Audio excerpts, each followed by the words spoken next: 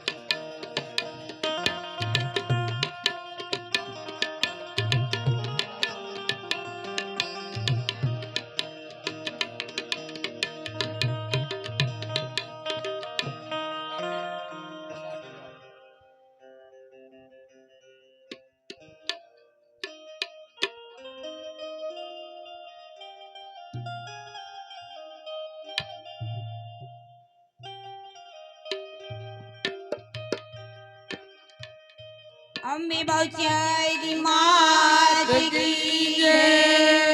हे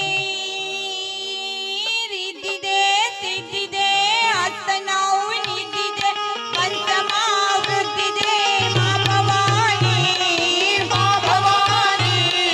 हृदय में ज्ञान दे चित्त में ज्ञान दे अभय वरदान दे तंबुरानी रिद्धि दे अभय वरदान दे तंबुरानी।